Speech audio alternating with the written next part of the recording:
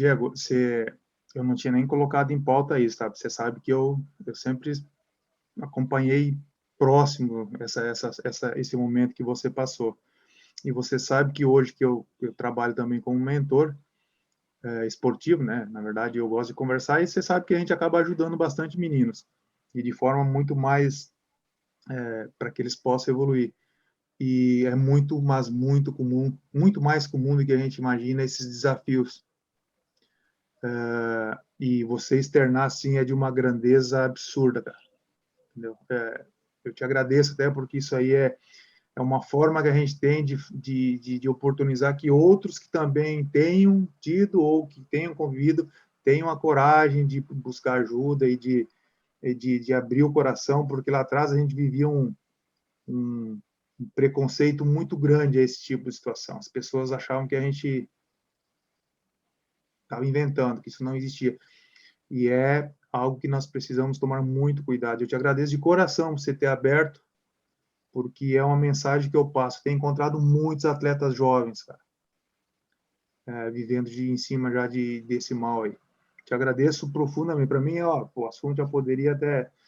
Mas vamos em frente, cara. Que bacana. A vida Mas não é feita... tu sabe, né, Piccoli? Tu sabe, né, eu tinha só vivido coisas boas, né, no futebol, né? Olha o que aconteceu comigo no Juventude. Olha o que aconteceu comigo no Atlético Paranaense.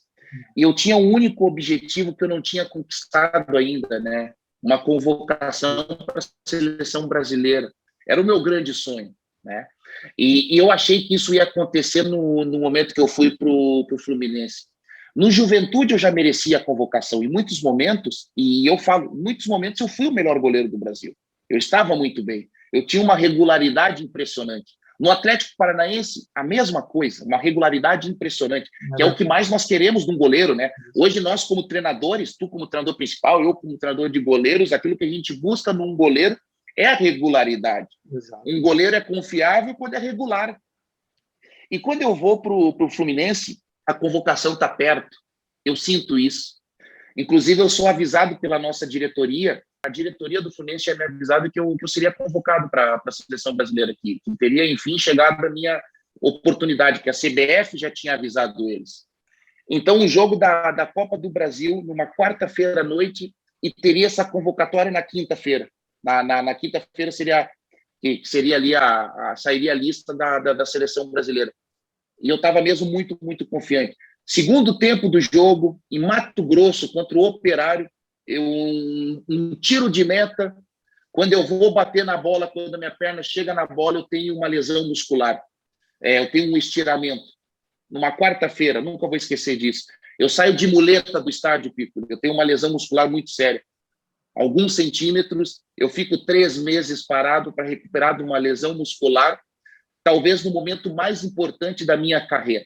O que aconteceu com tudo aquilo? O Fluminense estava passando por uma fase muito complicada, resultados ruins.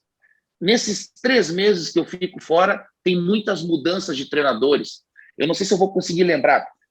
O Ivo Wortmann era o treinador. Depois do Ivo Wortmann, ficou como interino o Josué. Deve lembrar do Josué também. Sim. Depois do Josué veio o Paulo Campos. Sim. Depois do Paulo Campos, se eu não estou enganado, chega o Oswaldo de Oliveira. Nós estamos falando ali em 3 meses, 4 treinadores. É uma coisa impressionante, né?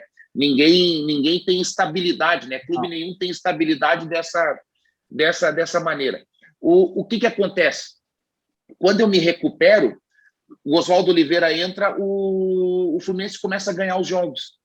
Eu, na minha cabeça, peraí, eu estou no Fluminense, eu sou considerado um dos melhores goleiros do Brasil, grandes campanhas, Juventude, Atlético Paranaense, confirmando agora no Fluminense, muito perto de uma convocação para a seleção brasileira, não sou convocado porque eu tenho uma lesão. Quando eu me recuperar, o que um jogador pensa? Vai voltar a jogar, obviamente. E eu não voltei a jogar. E eu acho que foi ali que tudo começou. Hoje eu consigo entender o que um treinador fez. Naquela altura eu não conseguia entender. Eu tinha a cabeça como atleta, sim, eu tinha a cabeça como jogador. Eu pensava de maneira individual, eu só pensava em mim, obviamente. Eu pensava só na minha carreira. Um treinador não. Um treinador tem que pensar em todo. E claro que ele poderia ter conversado comigo, obviamente, poderia ter feito de outra maneira, eu também poderia ter feito de outra maneira. Ali começa a acontecer o que eu chamo ali aquele começo, depois foi lá um psicólogo, um psiquiatra disse que foi mesmo ali um começo de uma depressão, depois se tornou uma depressão muito, muito profunda. Eu comecei a duvidar das minhas capacidades. Eu não conseguia entender o que estava acontecendo. Eu não conseguia saber o real motivo de eu não estar jogando. Começava a imaginar outras coisas que não existiam, obviamente. Quando eu tentava me recuperar, e eu estou falando da cabeça, quando eu treinava um pouquinho melhor, quando eu estava mais preparado, e eu sentia que a oportunidade estava novamente muito perto, outra lesão acontecia. Ou seja, resumindo, então eu tive uma lesão muscular, eu tive um problema no pubis, uma pubalgia, que eu fiquei muito tempo parado por causa dessa pubalgia, eu tive um deslocamento do ombro, mais algum tempo por causa desse deslocamento do ombro, e depois a lesão mais séria, e aí sim, Piccoli, aí sim veio a grande doença. E eu falo porque era a transição da Taça Guanabara para a Taça Rio, tinha terminado a Taça Guanabara, e nós já estávamos treinando para a Taça Rio. Nisso aí o nosso treinador, o Joel Santana, pessoa fantástica. Foi meu treinador também. Piccoli, numa segunda-feira, eu nunca vou esquecer disso. Nós estreávamos na Taça Rio no fim de semana. Eu não lembro se o jogo era no sábado, se o jogo era no domingo. Isso eu não lembro. Mas numa segunda-feira, eu já, no auge da minha forma, tinha recuperado, me sentia bem psicologicamente, fisicamente, tecnicamente. Eu estava no meu auge e sentia que eu era novamente o goleiro do Juventude e do Atlético Paranaense. Era uma questão de oportunidade. O Joel Santana me chama na sala dele. Mais uma vez, eu o primeiro a chegar, o treinador foi o segundo a chegar. Eu no meu lugarzinho, me preparando, ele chega e fala, Diego, preciso falar contigo. E aí ele me chama ali na sala dele, eu vou lá na... eu vou na sala dele. Piccoli, as palavras dele foi de um encorajamento tão grande, mas tão grande, tão forte. Ele fala assim, Diego, acompanhei todo o processo. Sei tudo o que aconteceu contigo. Sei todas as lesões que tu teve, todos os problemas que tu teve, todas as vezes que tu não se comportou tão bem. Sei tudo. Mas eu quero te dizer uma coisa. A partir de hoje, tu é o meu goleiro titular.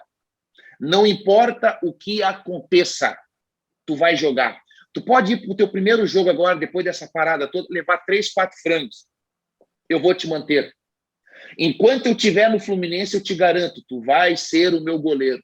Piccoli, naquela mesma hora, veio uma emoção tão grande, porque eu pensei em tudo aquilo que eu passei para me recuperar daquelas lesões que eu tive, a oportunidade da seleção indo embora, eu não entendendo, graves problemas psicológicos para tentar perceber tudo o que estava acontecendo.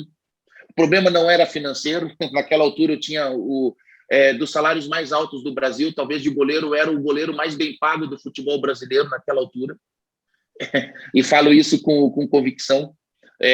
Todos os clubes do Brasil me queriam, Santos fez proposta, outros clubes fizeram proposta e eu acabei indo para o Fluminense, porque eu tinha dado a minha palavra para o Fluminense, foi o primeiro clube que eu dei a palavra, pronto, e o Fluminense acabou pagando tudo aquilo que os outros clubes queriam pagar, acabou me dando ainda mais, sabe? Por eu ter sido fiel nesse sentido e não ter querido ir ali para outro clube. Pronto. Nesse dia que o João me fala isso, vem as lágrimas, eu faço uma reflexão de tudo que aconteceu, eu dou um abraço nele tão forte, eu só falo assim, tu não vai se arrepender disso. Tu não vai se arrepender, conta comigo para tudo que tu precisar. E eu já vou te provar nesse treino de hoje. Se eu já treinava muito, agora eu quero treinar muito mais, agora eu quero me dedicar muito mais. Por ti, porque tu foi talvez a única pessoa que acreditou em mim.